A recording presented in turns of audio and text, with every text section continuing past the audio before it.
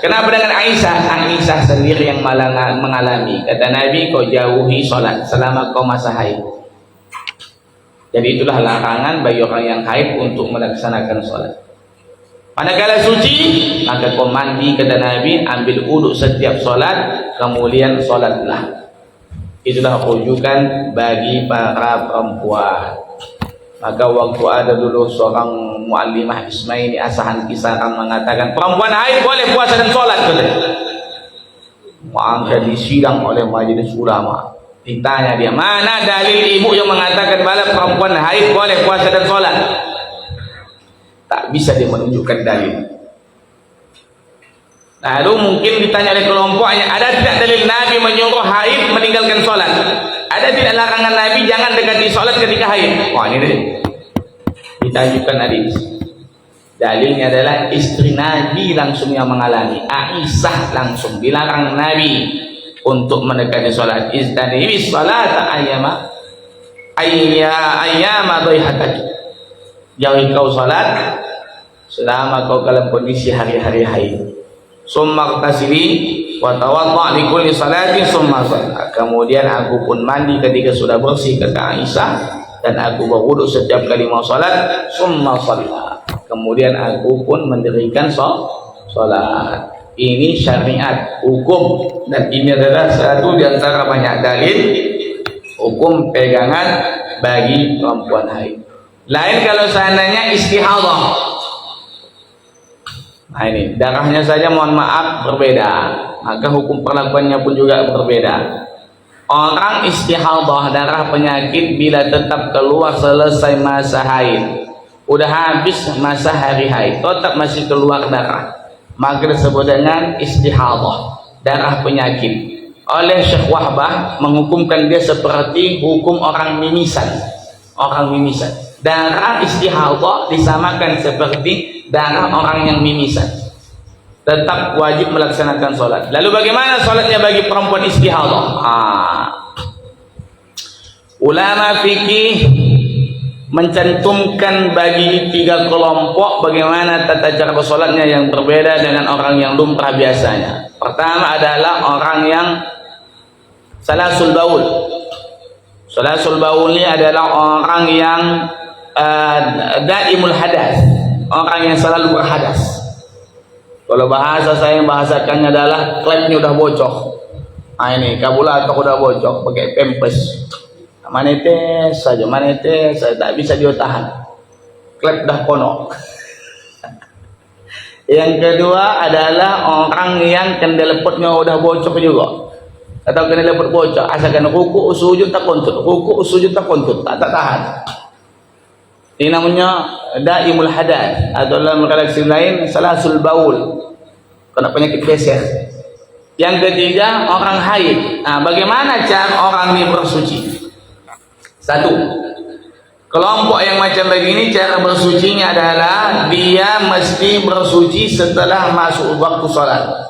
Jangan bersuci sebelum masuk waktu sholat, karena dia adalah orang yang hari-hari berhadas. Tak bisa lepas dari pempes, tetap keluar. Tak bisa juga kemenahan kontut, sisi tak kontut. Begitu juga yang istihadah, dia sudah pakai softtek, keluar juga. Maka konsepnya pertama, dia berwudu setelah masuk waktu sholat. Jangan bersuci sebelum waktu sholat. Udah masuk waktu sholat baru dia bersuci. Satu. Yang kedua, ketika ingin bersuci, maka 2 yang wajib dia bersihkan, sucikan pakaian dan badan. Artinya berarti mohon maaf, kalau dia laki-laki pempes tadi gantilah, pempes ganti, softtek tadi ganti dengan yang baru dan sebagainya, cuci bersih sebagainya, badan tadi yang mungkin kono najis dan sebagainya bersihkan, pakaian yang mungkin kena itu ganti, maka mesti cuci pakaian dan cuci badan, diganti seluruhnya dengan yang baru. Yang ketiga, barulah dia harus mengambil air wudu. Dan dia mengambil air wudu bukan mengangkat hadasnya dia. Saya mengambil air wudu untuk ibadah sholat, bukan saja mengambil air wudu mengangkat hadas. Salah. Kenapa? Karena tidak angkat hadas bagi diri dia, karena kondisi tadi terkena sholat akan berhadas. Makanya dia saja berwudu untuk sholat beribadah, atau saja berwudu untuk dibolehkan sholat. Nawaitul wudu'a li istibahati sholat. bukan nawaitul wudu'a li raf'il hadas, bukan. Bagi kelompok macam begitu, kalau dalam hatinya sahaja aku berwudu untuk dibolehkan solat, ini sudah selesai, masuklah yang keempat.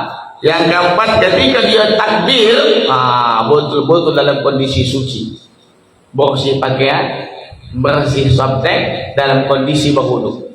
Dia pun takbir, Allahu Akbar. Selesai bar, menetes. Jangan batalkan, teruskan sholat.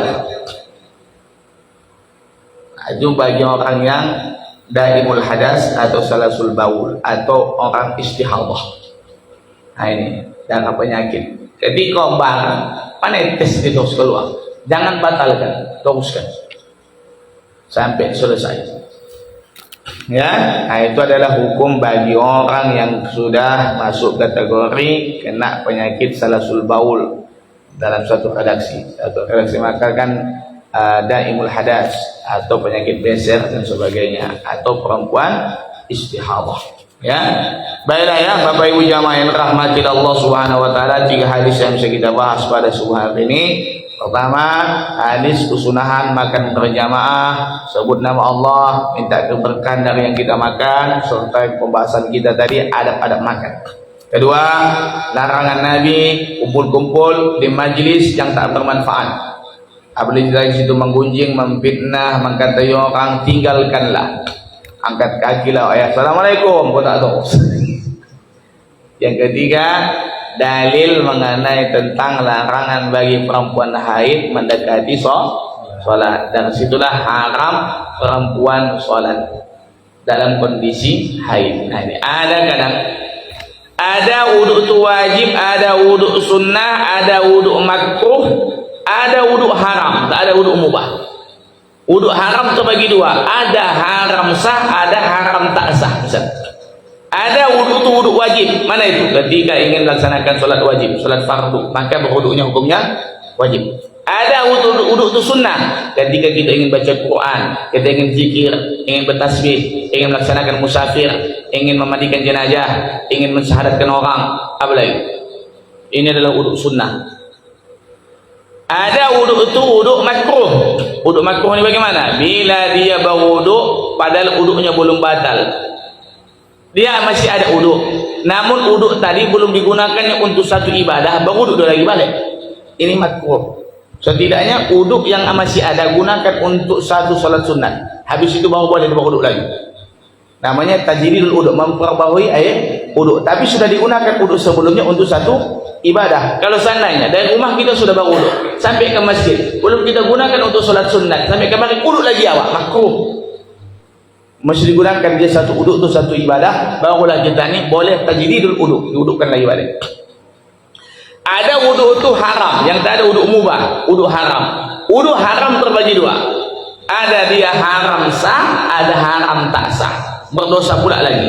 Ada haram sah, wudunya haram namun wudunya sah, perbuatan wudunya haram dianggap sah. Mana itu? Orang yang berwudu dengan air curian, berwudu dia tadi curian, wudunya sah, tapi perbuatan dia haram, berdosa, sah wudunya. Ada pula yang kedua, wudunya haram dan tak sah. Apa itu?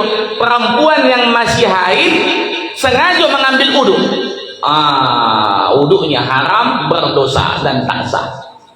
Masih masa haid, masih masa haid, sengaja dia berwudu. Ini perbuatan haram dan berdosa. Sudah tak sah, haram, berdosa apabila disengaja untuk tujuan ibadah. Sedangkan itu perbuatan yang dilarang. Artinya apa? Wudu saja bersuci kondisi haid dilarang dalam agama, dianggap berdosa, tidak sah. Apalagi sholat dalam kondisi haid. Ya, nah ini pembahasan kita pada subuh hari ini. Mudah-mudahan bermanfaat. Insyaallah kita akan datang hadis ke-46, ya, mengenai tentang izdanibu hadhil qadurat, tentang jauhi perbuatan zina. Bagaimana nanti ketentuannya dalam agama, ketentuan hukum dalam zina ini. Ada zina muhsan, ada zina ghairu muhsan, ada zina dalam pandangan fikih, ada zina dalam pandangan tasawuf. Zina dalam pandangan fikih, muhsan ghairu muhsan, yang sudah pernah menikah sama yang belum pernah menikah, ada hukumnya. Ada pula zina dalam pandangan tasawuf. Kalau pandangan tasawuf lebih luas lagi, ada namanya zina mata, zina kuping, zina mulut, zina tangan, zina kaki. Zina mata menengok aib orang, tangan mengambil hak orang, kaki melangkah tempat yang tak diridhai Allah, kuping mendengarkan aib orang. Itulah nanti kita bahas untuk kajian 2 minggu akan datang.